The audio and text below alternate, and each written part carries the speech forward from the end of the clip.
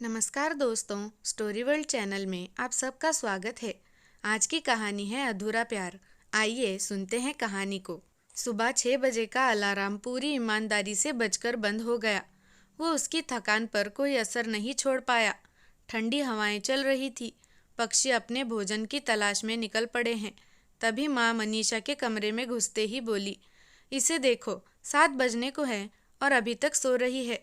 रात को तो बड़ी बड़ी बातें करती है।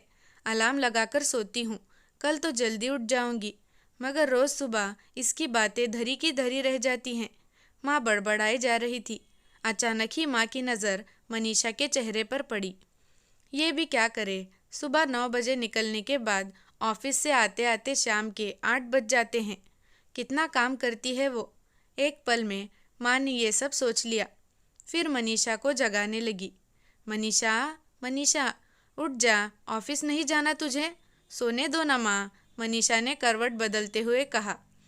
अरे मनीषा बेटा, उठ ना, देख 7 बज चुके हैं। माँ ने फिर से उठाने का प्रयास किया। क्या 7 बज गए? ये कहती वो जल्दी से उठी और माँ से पूछने लगी, उसने तो सुबह 6:30 बजे का अलार्म लगाया था। अब ये सब छोड़ और जाकर तैयार हो ले। माँ ने मनीषा का बिस्तर समेटे हुए जवाब दिया। मनीषा को आज भी ऑफिस पहुंचने में देर हो गई थी। सबकी नज़रों से बचकर वो अपनी डेस्क पर जा पहुंची, मगर प्रिया ने उसे देख लिया। 5 मिनट बाद वो उसके सामने आ धमकी। कहानियों से भरे पत्र उसके डेस्क पर पटक कर कहने लगी, ये ले, इन 5 लेटर के स्केच बनाने हैं आज तुझे लंच तक। मैम ने मुझसे कहा था कि मैं तुझे बता दूं, पर यार आधे दिन में 5 स्केच कैसे कंप्लीट कर पाऊंगी मैं? ये तेरी सिरदर्द है, इसमें मैं क्या कर सकती हूँ? और वैसे भी मैम का हुक्म है, कहकर प्रिया अपने डेस्क पर चली गई। बचपन से ही अपनी आंखों में पेंटर बनने का सपना लिए मनीषा अब जाकर उसे पूरा कर पाई है।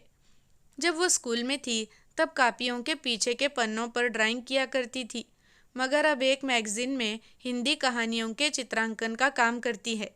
अपनी चेयर को आगे खिसका कर वो आराम से बैठी और बुझे मन से एक पत्र उठाकर पढ़ने लगी। वो भी जब भी चित्रांकन करती उससे पहले कहानी को अच्छी तरह पढ़ती थी, ताकि पात्रों में जान डाल सके। 2 कहानियों के पढ़ने में ही घड़ी ने 1 बजा दिया।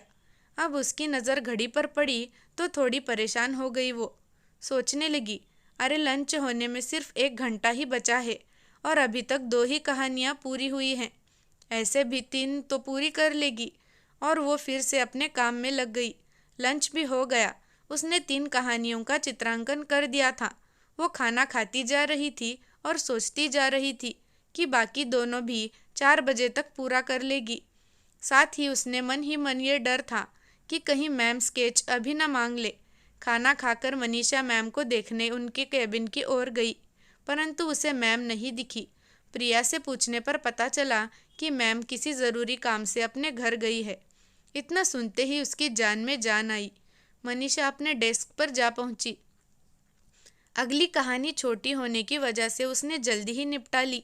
अब आखिरी कहानी बची है, ये सोचते हुए उसने 5वां पत्र उठाया और पढ़ने लगी। प्रशांत शर्मा। इतना पढ़ते ही उसके मन से काम का बोझ मानो गायब हो गया। वो अपने हाथ की उंगलियों के पत्र पर लिखे नाम पर घुमाने लगी। उसकी आंखें बस नाम पर ही टिकी रही। देखते ही देखते वो अतीत में खोने लगी। तब उसकी उम्र 15 साल की रही होगी। 9वीं क्लास में थी। घर से स्कूल जाते हुए वो इतना खुश होकर जाती थी जैसे आसमान में उड़ने जा रही है। मम्मी पापा की इकलौती बेटी थी। 100 मुरादें पूरी होना लाजमी थी।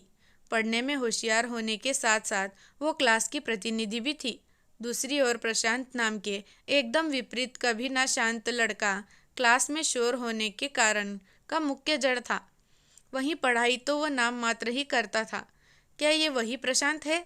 दिल की धड़कन जोरों से धड़कने लगी। तुरंत उसने पत्र को पलटा और ध्यान से हैंडराइटिंग को देखने लगी। बस 4 सेकंड में ही उसने पता भी लगा लिया कि ये उसकी ही हैंडराइटिंग है। फिर से अतीत में लौट गई। साल भर पहले तो गुस्सा आता था उसे, पर न जाने क्यों धीरे धीरे ये गुस्सा कम होने लगा था उसके प्रति। जब भी वो इंटरवल में खाना खाकर चित्र बनाती तो अचानक ही पीछे से भाग कर आकर उसकी कॉपी ले भागता था। कभी मन करता था कि 2 घूंसे ही उसके मुंह पर दे दे, मगर हर बार वो मन मार कर रह जाती। रोज की तरह एक दिन इंटरवल में वो चित्र बना रही थी, तभी क्लास के बाहर से भागता हुआ प्रशांत उसके पास आया। वो समझ गई कि कोई शरारत करके भाग आया है। तभी उसके पीछे दिनेश, जो उसकी ही क्लास में पढ़ता था, वो भी वहाँ आ गया और उसने लकड़ी वाला डस्टर उठाकर प्रशांत की ओर फेंकना चाहा। उसने वो डस्टर प्रशांत को निशाना बनाकर फेंका। उसने आओ देखा ना ताओ, प्रशांत को बचाने के लिए अपनी कॉपी सीधा डस्टर की दिशा में फेंकी, जो डस्टर से टकराई। प्रशांत को बचाकर वो दिनेश को पीटने गई, पर वो भाग गया। अरे आज तूने मुझे बचाया, मुझे? प्रशांत आश्चर्य से बोला। हाँ तो क्या हो गया, उसने जवाब दिया। अचानक प्रशांत मुड़ा और अपने बैग से एक नया विज्ञान का रजिस्टर लाकर उसे देते हुए बोला, ये ले, आज से तू चित्र इसमें बनाना। वैसे भी मुझे बचाते हुए तेरी कॉपी घायल हो गई है। उसने रजिस्टर लेने से मना कर दिया। अरे ले ले, पहले भी तो मैं तुझे कई बार परेशान कर चुका हूँ, पर अब से नहीं करूँगा। जब उसने ज़्यादा जोर दिया तो उसने रजिस्टर ले लिया, जो आज भी उसके पास रखा है। ऐसे ही एक दिन जब उसे स्कूल में बुखार आ गया तो तुरंत टीचर के पास गया और उसे घर ले जाने की अनुमति ले आया। टीचर के हामी भरते ही उसका बैग उठाकर घर तक छोड़ने गया।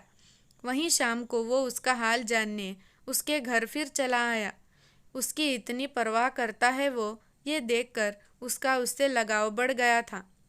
साथ ही वो ये समझ गई थी कि कहीं न कहीं वो भी उसे पसंद करता है, पर 10 सालों में वो एक बार भी उससे नहीं मिला। दिल्ली जैसे बड़े शहर में ना जाने कहाँ खो गया। प्रिया, इसकी एक कॉपी करके मेरे कैबिन में भिजवाओ जल्दी। मैम की आवाज़ कानों में पड़ने से उसकी तंद्रा टूटी। मैम आ गई थी। अपने कैबिन में जाते जाते मैम ने उसे देखा और पूछ बैठी, 5 कहानियों के स्केच तैयार कर लिया तुमने? बस एक बाकी है मैम, उसने चेयर से उठते हुए जवाब दिया। गुड, वो भी जल्दी से तैयार करके मेरे पास भिजवा देना। ओके? ओके मैम, कहकर मनीषा चेयर पर बैठी और फटाफट प्रशांत की लिखी कहानी पढ़ने लगी। 10 मिनट पढ़ने के बाद जल्दी से उसने स्केच बनाए और मैम को दे आई। ऑफिस का टाइम भी लगभग पूरा हो चला था। शाम 6 बजे ऑफिस से निकलकर मनीषा बस का इंतज़ार करने लगी। कुछ ही देर में बस भी आ गई। वो बस में चढ़ी, इधर उधर नज़र घुमाई तो देखा कि बस में ज़्यादा भीड़ नहीं थी, गिने चुने लोग ही थे। कंडक्टर से टिकट लेकर वो खिड़की वाली सीट पर जा बैठी और बाहर की ओर दुकानों को निहारने लगी। अचानक बस अगले स्टॉप पर रुकी। फिर जल्दी, हाँ भाई बताइए कहाँ जाना है? कंडक्टर की आवाज़ मेरे कानों में पड़ी। करोल बाग 1, पीछे से किसी ने जवाब दिया। लगभग 1 घंटा तो लगेगा अब। इतना सोचकर वो पर्स में मोबाइल और ईयरफोन निकालने लगी कि अचानक कोई आकर उसके बगल में बैठ गया। उसे देखने के लिए उसने अपनी गर्दन घुमाई तो बस देखती ही रह गई। खुशी से चिल्लाती हुई बोली, प्रशांत। प्रशांत ने घबराकर उसकी ओर देखा। अरे मनीषा, इतने सालों बाद कैसी हो? और वो सवाल पर सवाल करने लगा। मैं अच्छी हूँ, तुम कैसे हो? मनीषा ने जवाब देकर प्रश्न किया। उसे इतनी खुशी हो रही थी, सोचने लगी कि अब वो ये बस 2 घंटे भी ले ले तो भी कोई बात नहीं। मैं ठीक हूँ, और बताओ क्या करती हो आजकल? वही जो स्कूल में इंटरवल में करती थी। अच्छा, वो चित्रों की दुनिया? हाँ, चित्रों की दुनिया ही मेरा सपना, और मैंने अपने वही सपने पूरे कर लिए हैं। सपना कौन सा? अच्छे अच्छे स्केचिंग करने का। स्केचिंग करते करते मैं अलंकार मैगजीन में एक दिन में इंटरव्यू दे आई थी। उन्होंने रख लिया मुझे। बधाई हो, कोई तो सफल हुआ। और तुम क्या करते हो? जॉब लगी या नहीं? जॉब तो नहीं लगी। हाँ, एक प्राइवेट कंपनी में जाता हूँ। तभी प्रशांत को कुछ याद आता है। 1 मिनट, क्या बताया तुमने अभी? कौन सी मैगजीन? अलंकार मैगजीन। अरे उसमें तो। मनीषा उसकी बात बीच में ही काटते हुए बोली, कहानी भेजी थी, और संयोग से वो कहानी मैं आज ही पढ़कर आई हूँ, स्केच बनाने के साथ साथ। पर तुम्हें कैसे पता चला कि वो कहानी मैंने ही भेजी थी? नाम तो कईयों के मिलते हैं। सिंपल, तुम्हारी हैंडराइटिंग से। क्या, मेरी हैंडराइटिंग से? तो क्या तुम्हें मेरी हैंडराइटिंग याद है अब तक? हाँ मिस्टर प्रशांत, फिर तो अब तुम पूरे दिन चित्र बनाती होगी और कोई डिस्टर्ब भी नहीं करता होगा मेरी तरह, है ना? हाँ वो तो है, देख ले सब जानता हूँ ना मैं। लेकिन तुम एक बात नहीं जानते प्रशांत। कौन सी? कौन सी बात? बार बार मुझे स्कूल की बातें याद आ रही थी।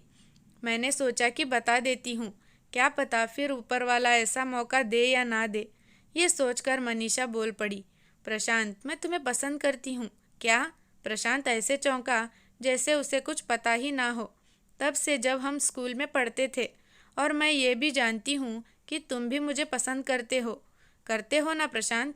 प्रशांत ने शर्माते हुए अपनी गर्दन हाँ में हिलाई। तभी बस एक स्टॉप पर रुकी।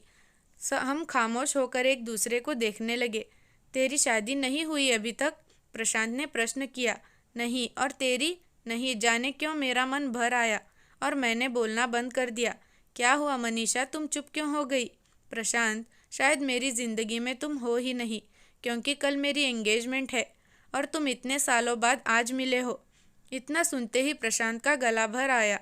वो बस इतना ही बोला, क्या कल? दोनों एक झटके में ही उदास हो गए। कुछ देर खामोशी छाई रही।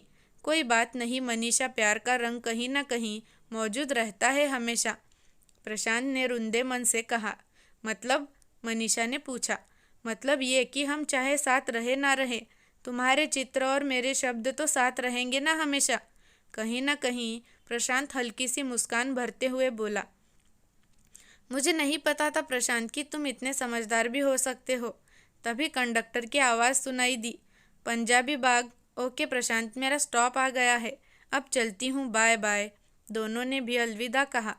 वो बस से उतरे और तब तक आंखों से ओझल ना हो गए, तब तक दोनों एक दूसरे को देखते रहे।